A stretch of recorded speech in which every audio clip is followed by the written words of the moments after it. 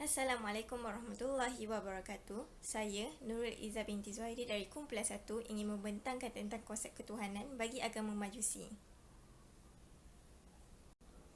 Saya akan menerangkan bermula dari pendahuluan, iaitu pengenalan mengenai agama Majusi. Seterusnya, saya akan menerangkan tentang isi satu mengenai Ahura Mazda, isi kedua iaitu dualisme, yang ketiga pula adalah Amishas Pintas, dan isi terakhir adalah simbol ketuhanan bagi agama Majusi. Akhir sekali, saya akan menyimpulkan pembentangan ini dengan membuat perbandingan antara agama Majusi dan juga agama Islam. Mari kita mulakan dengan pendahuluan. Sebagai definisi, Tuhan merupakan sesuatu yang dipuja oleh golongan manusia kepada Tuhan yang Esa. Dalam konteks ini pula, konsep Tuhan bermaksud bagaimana Tuhan itu diinterpretasikan dalam agama Majusi.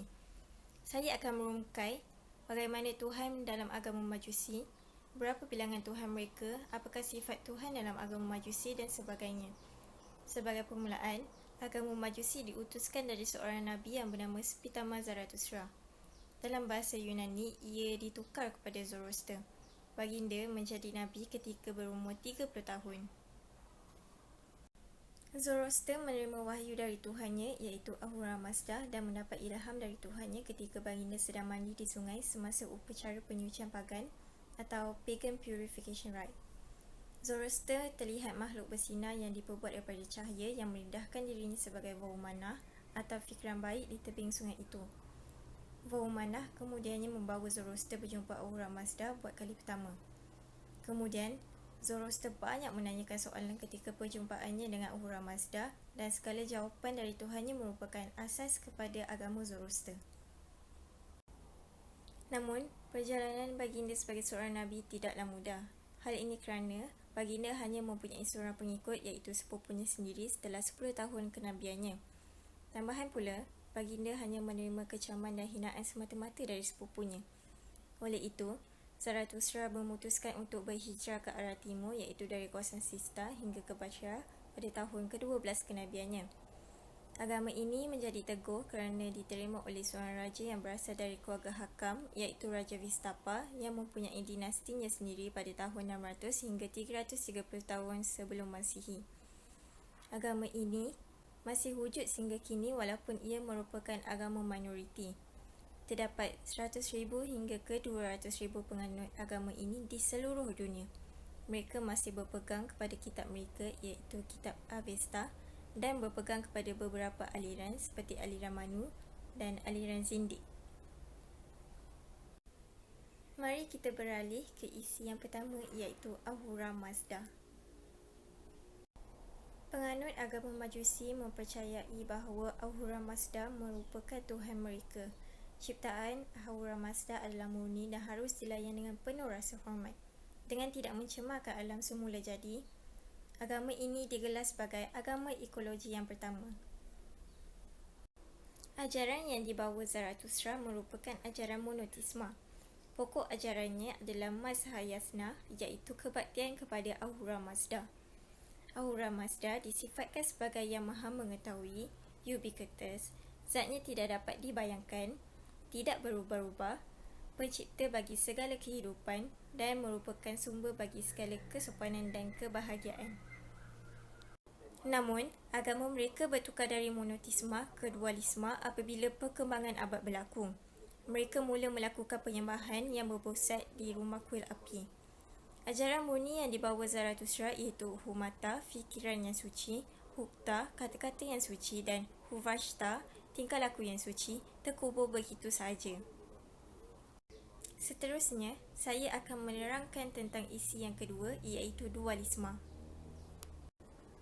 Apakah itu dualisme? Dualisme merupakan penyembahan kepada dua Tuhan. Majusi mempunyai prinsip dualisme yang berpegang teguh kepada dua kekuatan yang bertentangan dan meyakini kekuatan kebaikan dan kejahatan. Kejahatan adalah diwakili sebagai Angramanyu atau Ahriman, manakala yang baik pula diwakili oleh Spintamanyu. Walau bagaimanapun, ini tidak bererti bahawa Majusi tidak percaya pada monotisme kerana Ahura Mazda adalah Tuhan yang Maha Esa yang perlu disembah. Dualisme terbahagi kepada dua, iaitu dualisme kosmik dan juga dualisme moral. Dualisme kosmik merujuk kepada pertarungan berterusan antara kebaikan dan kejahatan. Agramanyu ialah tenaga yang merosakkan yang bertentangan dengan tenaga inovatif Tuhan, iaitu Spentamanyu. Tuhan menciptakan dunia yang tidak tercemar melalui tenaga ciptaannya, di mana Agramanyu terus mengejar dan menjadikannya hina. Kematangan, penyakit, kelaparan, peristiwa bencana, kematian dan lain-lain adalah contoh bagi tenaga ini. Justeru itu, dengan dualisme kosmik, ia meliputi hidup dan mati, malam dan siang, serta jahat dan baik. Elemen ini tidak akan dapat boleh difahami tanpa pasangannya. Hal ini kerana kehidupan adalah campuran bagi kesemua elemen-elemen ini beserta pasangannya. Dualisme moral merujuk kepada penentangan yang baik dan jahat dalam minda manusia. Pemberian Tuhan kepada manusia ialah kebebasan berfikir. Kesannya, manusia mempunyai pilihan bagi membuat keputusan untuk mengikuti jalan kejahatan, iaitu Druj, atau jalan kebenaran, iaitu Asha. Jalan kejahatan mendorong kebinasaan dan akhirnya ke neraka. Jalan kebenaran mendorong keharmonian dan kegembiraan yang tidak berkesudahan di syurga. Begitu juga dengan dualisme kosmik, kita mempunyai kesudahan kebahagiaan dan belas kasihan, kebenaran dan kelicikan dan lain-lain, namun dengan penekanan pada sesebuah keputusan. Keputusan ini penting kerana ia menentukan sama ada mereka adalah pembantu Ahura Mazda atau pembantu Agramanyu. Isi yang seterusnya adalah Amisha Spentas. Amisha Spentas ditafsirkan sebagai Holy Immortals. Mereka dipancarkan oleh Tuhan, namun bukan Tuhan. Senaran ini dilihat sebagai sifat-sifat syurgawi Tuhan. Ahura Mazda dibantu oleh Amisha Spentas atau roh kebaikan yang merupakan aspek kekuatannya sendiri. Amisha Spentas sering digambarkan sebagai entiti malaikat, tetapi dari segi rohani, mereka adalah percikan ilahi yang semua orang boleh tanam dalam diri mereka. Tambahan pula, Amisha Spentas dalam agama ini ada 6, yang terdiri dari 3 lelaki dan 3 perempuan. Antara Amisha Spentas dalam agama ini adalah Vahumana. Ia merupakan semangat minda baik. Zoroastrian mesti berusaha untuk membina fikiran baik dalam diri mereka pada setiap masa untuk memahami Asha. Ini dapat dibantu oleh Vahumana di mana ia yang mengizinkannya. Seterusnya, Spenta Almighty yang bermaksud dedikasi suci, ketenangan dan pertimbangan yang memuja. Spenta Almighty memberikan semangat cinta dan altruisme. Ia akan mendorong manusia untuk mencintai kemanusiaan. Selain itu, Haura Vatat dan Amritat di mana tugas masing-masing adalah untuk keseluruhan dan kesejahteraan serta umur panjang dan tidak berkesudahan. Selanjutnya, semangat kebenaran Asha Vahista. Kebenaran, kejujuran, kebijaksanaan, keadilan dan kemajuan semuanya dijemakan oleh Asha atau disebut sebagai Shah. Jalan Asha akan membawa kepada keselamatan dan berkat. Ia adalah matlamat tertinggi Zoroastrianisme untuk mengikutinya untuk menjadi soleh. Yang keenam dan yang terakhir pula merupakan semangat otoriti ideal atau dominion, Kshatriya Vaira. Semangat ini adalah kewibawaan Ahura Mazda sebagai pemerintah yang bijaksana. Mereka yang mempunyai fikiran baik dan mengikuti laluan Asha menerima 8 semangat kekuatan dan kuasa di dunia ini. Isi yang terakhir iaitu yang keempat adalah simbol ketuhanan agama Majusi. Simbol adalah ciri agama kerana ia berasal daripada idea, ritual dan etika keagamaan. Menurut budaya dan kepercayaan agama, simbol itu dianggap sebagai tanda budaya dalam pelbagai bentuk. Pemujaan ini kemudiannya melahirkan sistem dan struktur simbol yang mampu mengubah manusia menjadi simbol homo dalam jenis atau corak keagamaan mereka. Antara simbol ketuhanan bagi agama Majusi adalah elemen api. Api adalah simbol suci daripada Ahura Mazda. Ia menangkap kecemerlangan tentang matahari dan benda-benda di langit serta merupakan kuasa, kekuatan dan tenaga roh kebenaran. Ahli paderi bagi agama Majusi ini melakukan segala ritual dan upacara keagamaan di hadapan api di mana ia menandakan kehadiran Ahura Mazda. Api yang paling suci daripada Zoroastrianism ialah api yang disucikan, yang mengandungi api dari 16 sumber yang berbeza, digabungkan secara ritual dalam satu upacara penyucian yang panjang. Satu bahagian daripada api yang disucikan adalah api yang disebabkan oleh kilat, kerana ia datang terus dari Ahura Mazda. Api suci bukanlah objek penyembahan itu sendiri, tapi simbol dan peringatan Ahura Mazda, Tuhan yang bijaksana dan Tuhan yang maha besar. Api suci agama Majusi ini disimpan di kuil api. Atash Behram, Atash Adaran dan Atash Darah adalah 3 jenis kuil api. Peringkat tertinggi kuil ialah Atash Behram. Hanya 10 Atash Behram wujud di dunia, di mana 8 di India dan 2 di Iran. Faravahar juga merupakan simbol bagi agama ini. Faravahar atau kadang-kadang dikenali sebagai Farwaha ialah simbol kuno kepercayaan Zoroaster. Simbol Faravashi bermula lebih 2,500 tahun lalu apabila ia digunakan untuk menghiasi dinding Persepolis. Ia melambangkan hubungan antara alam rohani dan jasmani. Simbol ini menggambarkan seorang lelaki berjanggut dengan sebelah tangan menjangkau ke hadapan.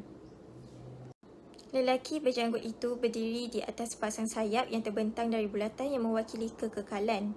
Jiwa abadi diliputi oleh cincin yang mengelilingi bentuk manusia di tengah.